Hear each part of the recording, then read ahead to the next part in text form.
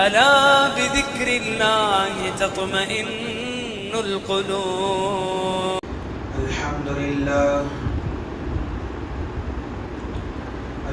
لله نحمده ونستعينه ونستغفره ونؤمن به ونتوكل عليه ونعوذ بالله من شرور أنفسنا ومن سيئات أعمالنا من يهده الله فلا مضل له ومن يضلله فلا هادي له ونشهد أن لا إله إلا الله وحده لا شريك له ونشهد أن سيدنا ونبينا ومولانا محمدا عبده ورسوله.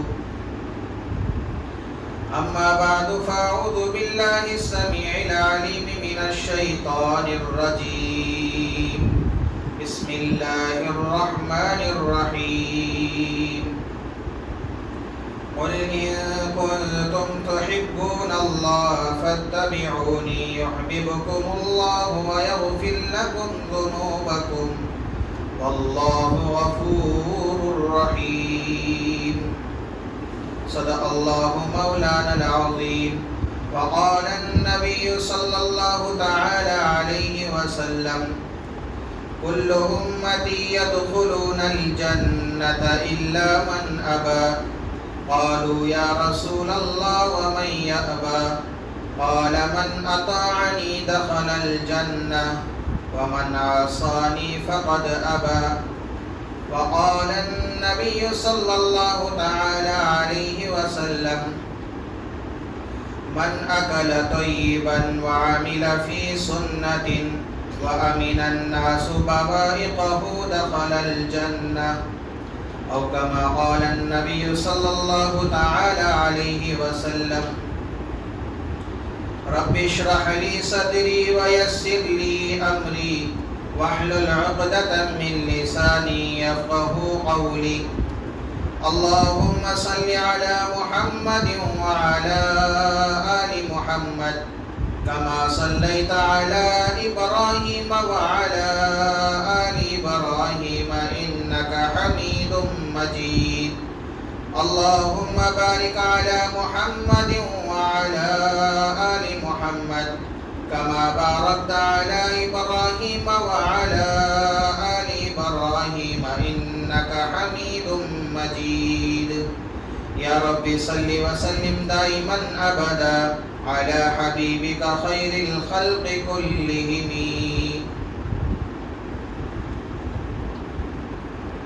معزز سامعین کرام اور میرے غیور مسلمان بھائیوں، بزرگوں اور دوستوں، گزشتہ 2 جمعوں سے ایک حدیث پر گفتگو ہو رہی تھی. اللہ کے رسول صلی اللہ علیہ وسلم نے ارشاد فرمایا من اکل طیبا وعمل فی سنت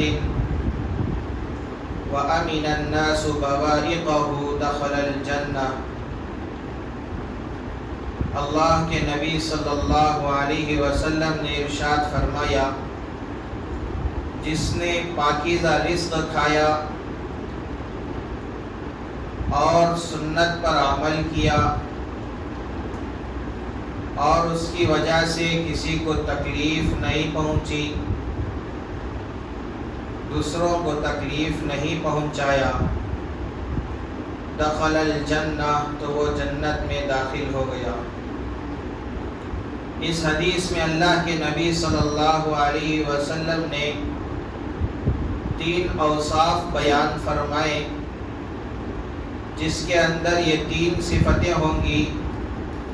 اللہ کے نبی صلی اللہ علیہ وسلم نے اس کے لیے جنت کی بشارت دی ہے.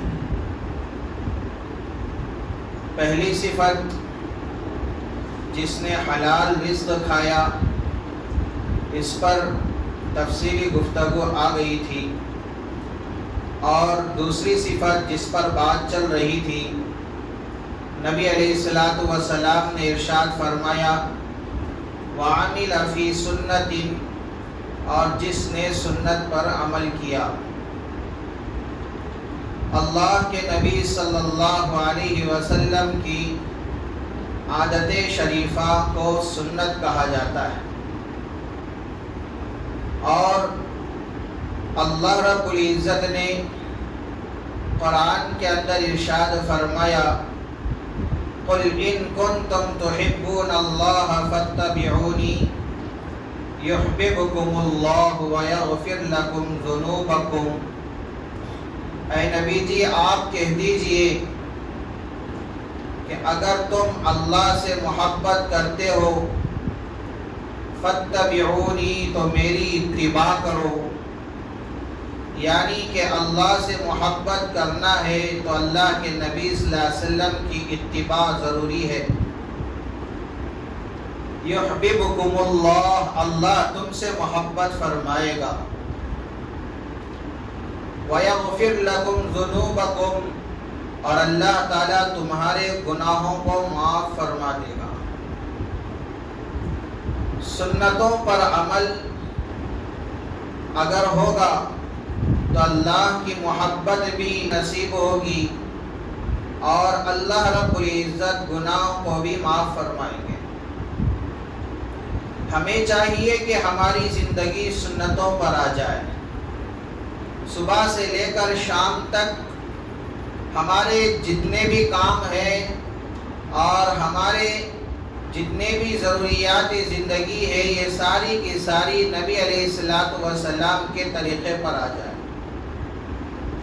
جو عمل اللہ کے نبی صلی اللہ علیہ وسلم کے طریقے کے مطابق ہوگا وہ عمل اللہ کے یہاں قبول ہوگا، اور اللہ رب العزت اس عمل کو پسند فرمائیں گے۔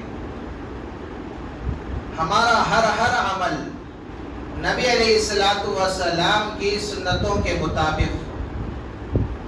اللہ رب العزت نے اپنے حبیب صلی اللہ علیہ وسلم کو محبوب بنایا، اور جس نے اپنی زندگی میں اللہ کے نبی صلی اللہ علیہ وسلم کے کاموں کو اور نبی علیہ الصلوۃ والسلام کے طریقوں کو لائے گا، اللہ رب العزت اس سے محبت فرمائیں گے۔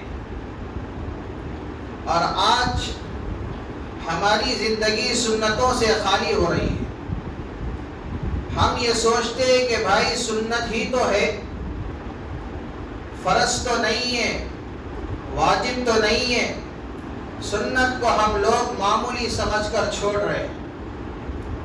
ہماری طرز زندگی اور ہمارا لباس اور ہمارا چلن، ہمارے اخلاق، ہمارے عادات، ہمارے معاملات اور ہماری معاشرت، یہ ساری کے سارے سنتوں سے خالی ہیں،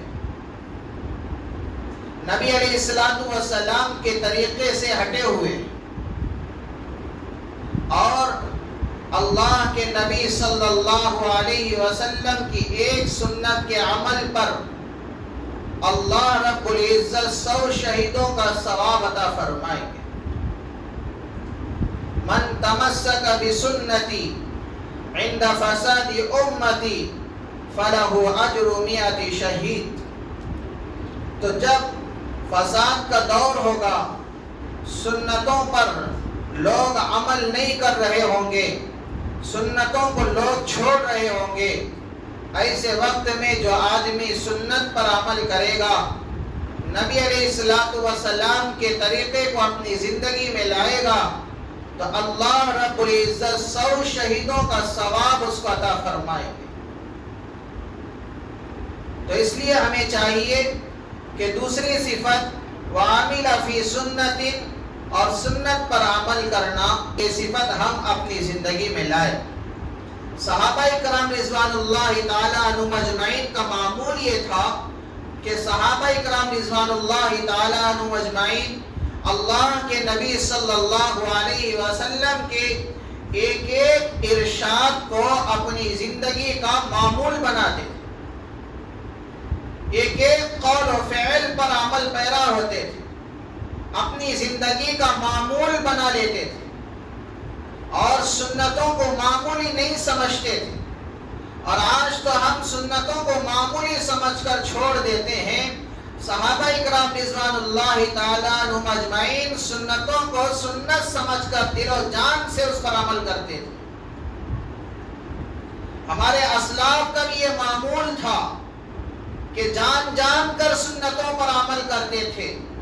حضرت قاسم نانوتوی رحمت اللہ علیہ پر وارنٹ جاری ہوا کہ اگر مل جائے تو گرفتار کر لیا جائے۔ قاسم نانوتوی رحمت اللہ علیہ روپوش ہو گئے۔ 3 دن کے بعد باہر نکل کر آئے۔ کسی نے کہا حضرت ابھی وارنٹ آپ کے اوپر جاری ہوا ہے اور آپ باہر نکل کر آ گئے ہیں، آپ باہر کیوں نکلے، آپ چھپ جائیں۔ تو حضرت قاسم نانوتوی رحمت اللہ علیہ نے فرمایا میرے اور آپ کے آقا جناب محمد عربی صلی اللہ علیہ وسلم غار ثور کے اندر 3 دن قیام فرمایا، تو اس لیے میرے دل کے اندر بھی یہ خیال آیا، میری یہ چاہت ہے، میری خواہش یہ ہے کہ اللہ کے نبی صلی اللہ علیہ وسلم کے اس عمل کو میں اپنی زندگی کا حصہ بنا لوں۔ اس لیے میں نے 3 دن روپوش رہا، جس طرح اللہ کے نبی صلی اللہ علیہ وسلم نے غار ثور میں 3 دن قیام کیا تھا۔ تو اس لحاظ سے یہ میں نے اللہ کے نبی صلی اللہ علیہ وسلم کے عمل پر عمل کیا۔ یہی قاسم نانوتوی رحمت اللہ علیہ جب مدینہ پہنچے، مدینہ کے حدود میں داخل ہوئے، تو اس وقت اپنے پیروں سے جوتے نکال دیے، بغل میں رکھ لیے۔ کانٹے دار راستہ تھا، نوکیلے پتھر تھے، لیکن چلنا مشکل تھا، اس کے باوجود جوتے نکال کر بغل میں رکھ لیے۔ کسی نے پوچھا حضرت آپ جوتے پہن لیتے تو اچھا تھا، آپ جوتے کیوں نکال دیے؟ قاسم نانوتوی رحمت اللہ علیہ نے فرمایا اللہ کے نبی صلی اللہ علیہ وسلم اس روئے زمین پر یہاں چلا کرتے تھے، میرا دل یہ نہیں چاہتا کہ جہاں اللہ کے نبی صلی اللہ علیہ وسلم چلے ہوں وہاں میں جوتے پہن کر چلوں، کہیں بے ادبی میں شمار ہو جائے، تو اس لیے میں جوتے پہننا گوارا نہیں کرتا کہ کہیں بے ادبی میں شمار نہ ہو جائے۔ تو ان کی زندگی کے اندر سنتوں کی پابندی تھی، سنتوں پر عمل کرنا ان کی زندگی میں تھا۔ ایک ایک سنت کو جان جان کر عمل کرتے تھے، پڑھتے تھے، سنتے تھے، اب جان کر عمل کیا کرتے تھے۔ اور آج ہم سنتوں کو سنتے ہیں، نبی علیہ السلام کا یہ معمول ہے۔ نبی علیہ السلام کی زندگی ایسی ہے، صبح سے لے کر شام تک کی طرز زندگی ایسی ہونی چاہیے۔ تو ہم اپنے نبی صلی اللہ علیہ وسلم کی سنتوں کو اپنی زندگی میں لانے کے بجائے اور ہم اس کو معمولی سمجھ کر چھوڑ دیتے ہیں اور یہ کہتے ہیں کہ فرض تو نہیں ہے، سنت ہی تو ہے۔ حضرت رشید احمد گنگوئی رحمت اللہ علیہ مسجد سے باہر نکل رہے تھے، احمد گنگوئی رحمت اللہ علیہ کے جوتے دروازے کے پاس ہی چوکھٹ پر تھے، تو شاگرد یہ سوچ رہے تھے حضرت باہر نکلیں گے تو طرز کیا ہوگا، جوتے بھی یہیں پر ہیں، اور مسجد سے باہر نکلنے کا طریقہ اللہ کے نبی صلی اللہ علیہ وسلم کا کیا تھا اور جوتے پہننے کا طریقہ اللہ کے نبی صلی اللہ علیہ وسلم کا کیا تھا، وہ رشید احمد گنگوئی رحمت اللہ علیہ بھی جانتے تھے، ان کے شاگرد ان کے تلامذہ بھی جانتے تھے، لیکن شاگرد یہ دیکھنا چاہتے تھے کہ حضرت دونوں سنتوں کو بیک وقت یہاں پر عمل کیسا فرمائیں گے۔ اور حضرت رشید احمد گنگوئی رحمت اللہ علیہ دروازے کے پاس پہنچے، شاگرد یہ سوچ رہے تھے اگر بایاں پاؤں رکھ کر باہر نکلیں گے تو مسجد سے باہر نکلنے کی سنت تو ادا ہو جائے گی، اگر ڈائریکٹ جوتے کے اندر پاؤں رکھ دیں گے تو جوتا پہننے کی سنت چھوٹ جائے گی، اگر سیدھا پیر رکھ کر باہر نکلیں گے تو مسجد سے باہر نکلنے کی سنت چھوٹ جائے گی، اگر سیدھا پیر ڈائریکٹ جوتے کے اندر رکھ دیں گے جوتا پہننے کی سنت تو ادا ہو جائے گی۔ اگر دونوں پر عمل کرنا ہے تو حضرت کا عمل کیا ہوگا، حضرت کا طرز کیا ہوگا؟ تلامذہ اس کو دیکھنا چاہتے تھے۔ حضرت دروازے کی چوکھٹ پر گئے اور اپنا بایاں پیر باہر نکالا، جوتے کے اندر نہیں رکھا بلکہ اس کو جوتے کے اوپر رکھا اور سیدھا پیر مسجد کے باہر نکال کر ڈائریکٹ جوتے کے اندر رکھے، بعد میں بایاں پیر جوتے کے اندر رکھا تاکہ دونوں سنتوں پر عمل ہو جائے، مسجد سے باہر نکلنے کی سنت پر بھی عمل اور جوتا پہننے کے طریقے پر بھی عمل ہو جائے، دونوں سنتوں پر عمل انہوں نے کیا۔ تو اسلاف کی زندگی ایسی تھی، ایک ایک سنت کو اللہ کے نبی صلی اللہ علیہ وسلم کی جان جان کر وہ عمل کیا کرتے تھے۔ سنتوں پر عمل کرنا اپنی جان سے زیادہ پیارا تھا اور اسی لیے اللہ کے نبی صلی اللہ علیہ وسلم کی ایک ایک سنت کو اپنی زندگی میں لایا کرتے تھے۔ اسی لیے اللہ کے نبی صلی اللہ علیہ وسلم نے ارشاد فرمایا وَعَمِلَ فِي سُنَّةٍ، اور سنت پر عمل کرنا۔ آج ہمارا معمول یہ ہے اور ہم تو سنتوں پر عمل کرنے کے وقت ہم یہ پوچھتے ہیں یہ سنت ہے، اس پر عمل کریں گے تو فائدہ کیا ہوگا، اس میں حکمت کیا ہے اور سائنسی فائدہ اس کے اندر کیا ہوگا۔ معصوم نبی حضرت محمد مصطفیٰ صلی اللہ علیہ وسلم کی سنت پر عمل کرنے کے لیے یہاں پر سائنسی فائدہ نوجوان پوچھتا ہے، لیکن اللہ کے نبی صلی اللہ علیہ وسلم کی سنتوں کو معمولی سمجھ کر چھوڑ رہا ہے، پھر کہتا ہے برکت کے دروازے میرے اوپر بند ہو چکے ہیں، میری زندگی میں سکون نہیں رہا، میری زندگی میں راحت نہیں رہی، میری زندگی میں اطمینان نہیں رہا۔ سکون کیسے آئے گا جبکہ تو نے سنت کو سنت سمجھ کر چھوڑ رہا ہے، جبکہ تو سنت کو معمولی سمجھ کر چھوڑ رہا ہے۔ اللہ کا وعدہ یہ ہے اگر مجھ سے محبت کر رہے ہو، نبی کی اتباع کرو تو میں تم سے محبت کروں گا۔ محبت کی پہچان اللہ رب العزت نے یہ بیان فرمائی، یہ ایک مسلمان کے لیے چاہیے کہ محبت اگر وہ مجھ سے کر رہا ہے تو مجھ سے محبت کرنے کے لیے ضروری یہ ہے اپنے حبیب صلی اللہ علیہ وسلم کی اتباع کرے۔ جب وہ اتباع کرے گا میں اس سے محبت کروں گا، صرف محبت نہیں بلکہ اس کے گناہوں کو بھی معاف فرماؤں گا۔ اور آج نوجوان آئیڈیل نبی کے طریقے کو نہیں بنا رہا ہے، اور آج نوجوان آئیڈیل اپنے صحابہ کو نہیں بنا رہا ہے، صحابہ کی زندگی کو اپنی زندگی کا معمول نہیں بنا رہا، بلکہ اگر اپنی زندگی کا نمونہ اگر بنا رہا ہے، فلاں فلم کا ہیرو ناچنے والا اور فلاں رنگ کے ناچ کرنے والا، اس نے سر کے بال ایسے بنائے، اس کا لباس ایسا تھا، اس کی پینٹ ایسی تھی، اس کا چلن ایسا تھا، اس کا مزاج ایسا تھا، اس کے سر کے بال اپنانا، اس کا طریقہ اپنانا آج مسلمان کے لیے آسان ہے، لیکن نبی علیہ السلام کی سنت کیا تھی؟ اللہ کے نبی صلی اللہ علیہ وسلم سر کے بال کیسے رکھا کرتے تھے اس کی جاننے کی بھی کوشش نہیں کرتا، سمجھنے کی بھی کوشش نہیں کرتا، اور اس پر عمل کرنے کی دور کی بات ہے، لیکن دنگا ناچ کرنے والا اور اس کا لباس کیسا ہے، چاہے وہ عیبدار ہو، گڑوں کے پاس پھٹا ہو، آستینوں کے پاس پھٹا ہو، پیٹ کے پاس پھٹا ہو، بغلوں میں پھٹا ہو، کہیں پر بھی پھٹا ہو، لیکن یہ سارے کے سارے عیوب اس کو پسند آئیں گے اور یہ اس کو فیشن سمجھے گا۔ اللہ کے نبی صلی اللہ علیہ وسلم کی زندگی، نبی علیہ السلام کا لباس کیسا تھا، اللہ کے نبی صلی اللہ علیہ وسلم کا لباس کس طریقے پر تھا، اس طریقے کو جاننے کی کوشش نہیں کرتا، سمجھنے کی کوشش نہیں کرتا، پھر کہتا ہے کہ برکتوں کے دروازے بند ہو گئے، پھر کہتا ہے کہ اپنی زندگی میں سکون ختم ہو گیا، پھر کہتا ہے کہ اپنی زندگی میں راحت ختم ہو گئی، پریشانیاں ہی پریشانیاں، آفتیں ہی آفتیں آ رہی ہیں۔ نتیجہ یہ ہے کہ اپنی زندگی کو اللہ کے نبی صلی اللہ علیہ وسلم کے طریقے سے اس نے ہٹا دیا، اللہ کے نبی صلی اللہ علیہ وسلم کی طرز زندگی سے اس نے اپنی زندگی کو موڑ لیا ہے، جس کی بدولت اللہ رب العزت اس کی زندگی سے سکون ختم فرما دی، جس کی وجہ سے اللہ رب العزت برکتوں کو ختم فرما دیے، جس کی وجہ سے راحتوں کو ختم فرما دیے، حالات اس کے اوپر لا کر رکھ دیے۔ تو میرے بھائیوں ہمیں چاہیے کہ سب سے پہلا ہماری زندگی کا یہ معمول ہم بنائیں کہ ہماری زندگی اللہ کے نبی صلی اللہ علیہ وسلم کی سنتوں کے مطابق ہو۔ اللہ کے نبی صلی اللہ علیہ وسلم نے ارشاد فرمایا، تیسری صفت وَأَمِنَ النَّاسُ بَوَائِقَهُ، جس کے شر سے لوگ محفوظ ہوں۔ اللہ کے نبی صلی اللہ علیہ وسلم نے فرمایا دخل الجنہ، تو آدمی جنت میں داخل ہو گیا۔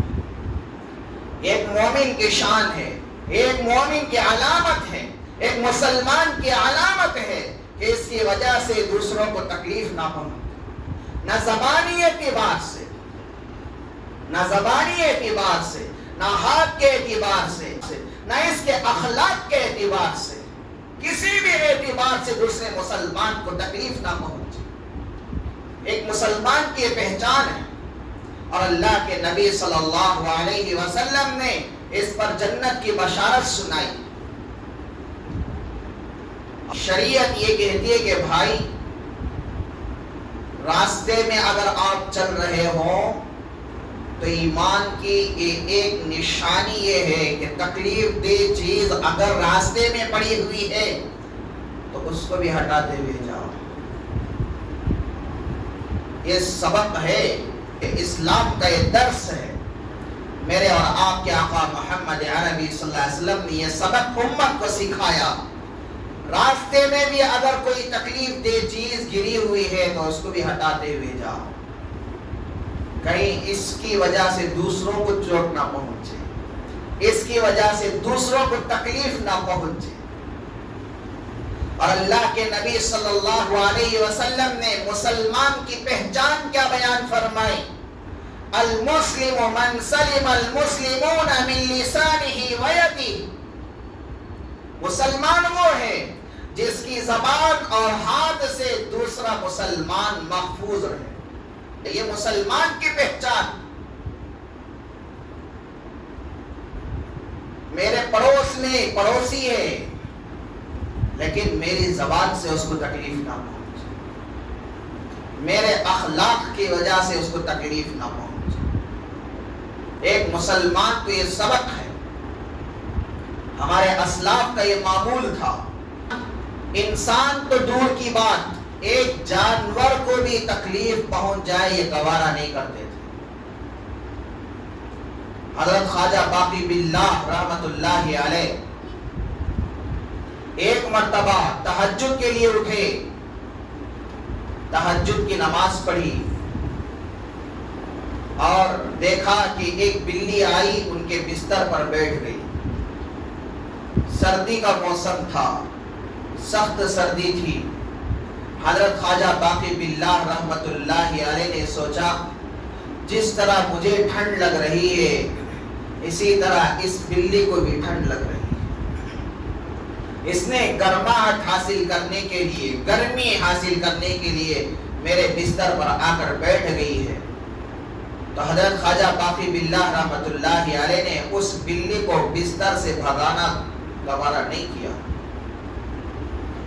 پوری رات مصلے پہ بیٹھ کر ہی گزار دی، لیکن بلی کو اپنے بستر سے نہیں بھگایا۔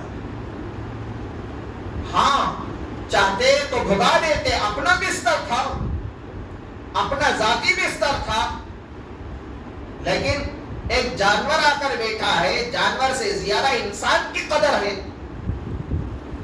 لیکن بات دراصل ہے جس کے دل کے اندر اللہ کا ڈر ہوگا، جس کے دل کے اندر اللہ کا خوف ہوگا، شریعت کے تعلیمات پر عمل کرنے کا جذبہ جس کے اندر ہوگا، اور وہ انسان تو دور کی بات کسی جانور کو تکلیف پہنچنا بھی اس کے لیے گوارا نہیں۔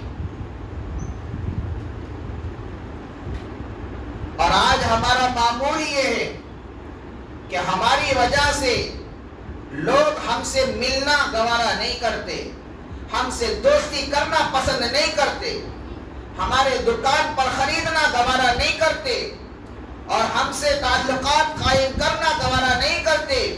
ایک مسلمان کو کرائے پر گھر دینا بھی پسند نہیں کرتا، ایک مسلمان کا پڑوسی رہنا بھی پسند نہیں کر رہا، اور ایک مسلمان کسی مسلمان سے ملاقات ہنستے ہوئے بات کرنا بھی گوارا نہیں کر رہا، اس لیے کہ ہم نے اپنا مزاج اس انداز سے بنایا، اور آج ہم نے اپنے اخلاق اس انداز سے بنائے ہوئے ہیں کہ ہماری بول کی وجہ سے لوگوں کا دل ٹوٹ رہا ہے، اور ہمارے اخلاق کی وجہ سے لوگوں کو تکلیف پہنچ رہی ہے، ہماری چلن کی وجہ سے لوگوں کو تکلیف پہنچ رہی ہے۔ حالانکہ کہتے ہیں کہ بھائی میں نمازی ہوں، میں 5 وقت مسجد کو جانے والا ہوں، میں سر پر ٹوپی پہنا ہوا ہوں، میرے چہرے پر داڑھی ہے، میں جبہ پیجامہ پہنا ہوا ہوں، لیکن یہ آپ کا جبہ پیجامہ پہن کر اور چہرے پر داڑھی رکھ کر اور سر پر ٹوپی پہن کر 5 وقت نمازوں کا اہتمام کر کے اس کی پابندی کر لینے پر آپ کے اجر و ثواب کا کوئی اعتبار نہیں ہوگا. آپ کے اجر و ثواب اعتبار اس وقت ہوگا جبکہ آپ کی وجہ سے دوسروں کو تکلیف نہیں پہنچے گی، آپ کی وجہ سے کسی کا دل نہ دکھے، آپ کی وجہ سے کوئی پریشان نہ ہو، اس وقت آپ کے اجر کا اعتبار ہوگا.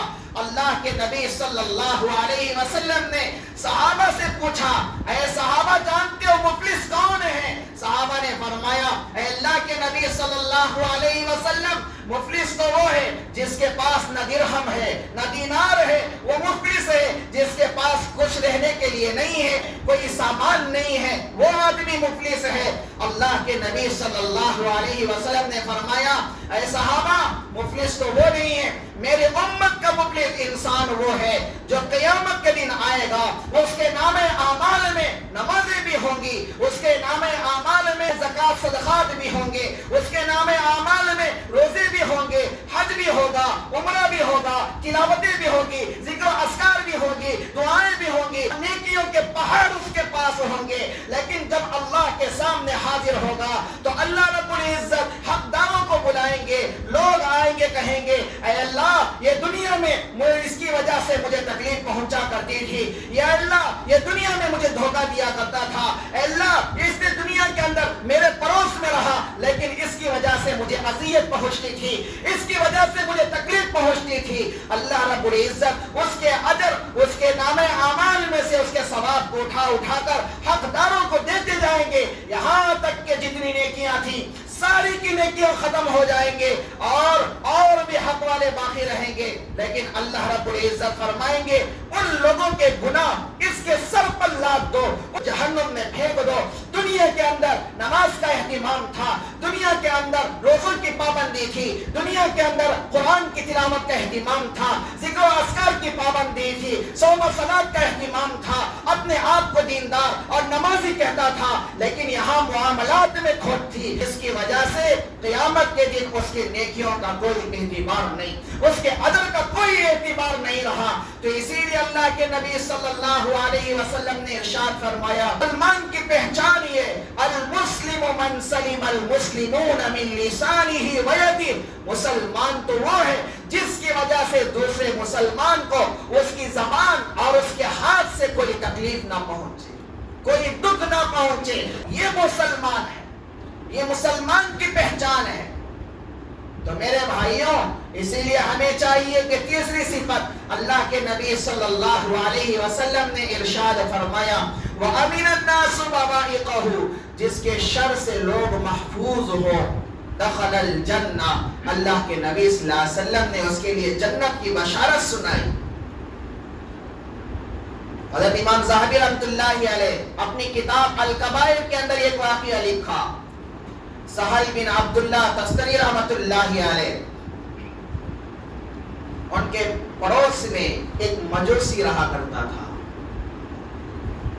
اس نے اپنے گھر کے اوپر حصے میں باتھ روم بنا رکھی تھی.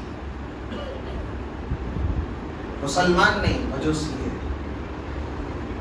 اور اس کے باتھ روم سے جو غلاظت گندگی گرتی تھی تو آدھی گندگی سہل بن عبداللہ تستری رحمۃ اللہ علیہ کے گھر میں گرتی تھی. اور حضرت جہاں پر گندگی گر رہی تھی وہاں پر ایک ٹپ رکھ دیے تاکہ وہ گندگی ٹپ میں گرے،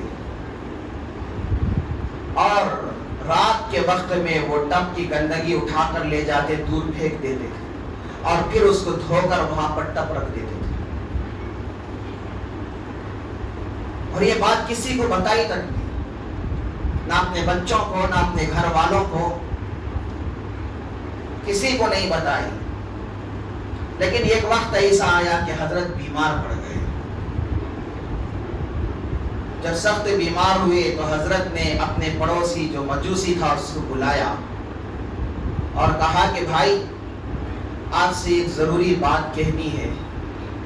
وہ یہ ہے کہ آپ نے बाथ रूम जो अपने घर के ऊपर के हिस्से में बनाई है, उसकी गंदगी मेरे घर में गिर रही है,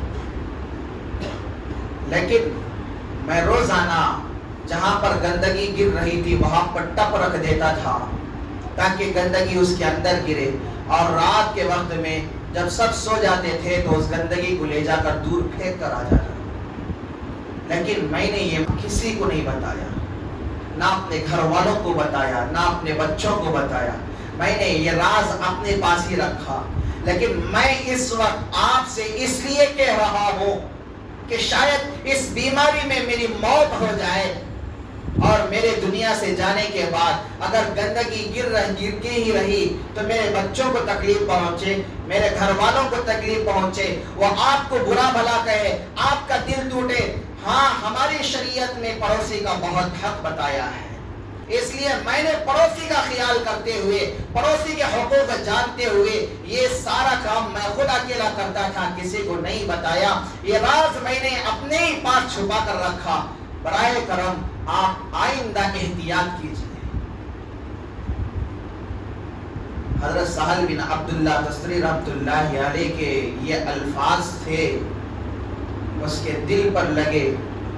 उसने कहा, आपका मजहब बिल्कुल सच्चा है, मुझे कलमा पढ़ाइए, मैं अभी कलमा पढ़ना चाहता हूं। उसने सिर्फ अकेला कलमा नहीं पढ़ा, अपने घर वालों को बुलाया, अपने बच्चों को बुलाया, सब मुसलमान हो गए। यहां पर पड़ोसी मुसलमान नहीं है, यहां पर पड़ोसी एक मजूसी है, लेकिन उसके बावजूद उसके साथ ताल्लुकात कैसे, उसके बावजूद उसके साथ रवैया कैसे कि कहीं उसके दिल को तकलीफ ना पहुंचे, कभी उसको चोट ना पहुंचे, कभी उसको बुरा ना लगे। तो मेरे भाई, आज हम कैसे एक जिंदगी बसर कर रहे हैं? हमारी वजह से कितने लोगों के दिल टूट रहे हैं, हमारी वजह से कितने लोग हमसे नाराज हैं। भाई भाई से बात नहीं कर रहा है, ताल्लुकात टूटे सालों हो गए, दोनों भाइयों के दरमियान बातचीत नहीं, बाप बेटे के दरमियान बात नहीं है, बेटा माँ के दरमियान बात नहीं है, सालों गुजर गए। बात दरअसल ये है कि इसका ये बोल मुझे पसंद नहीं आया, जिसकी वजह से मैं इसके साथ बात करना पसंद नहीं करता। हालांकि याद रखें, शरीयत ने 3 दिन से ज्यादा तर्क ताल्लुक और बातचीत के छोड़ने की इजाजत नहीं दी है। हमें चाहिए कि हमारे ताल्लुकात दुरुस्त हो, हमें चाहिए कि हमारी वजह से किसी को तकलीफ ना पहुंचे।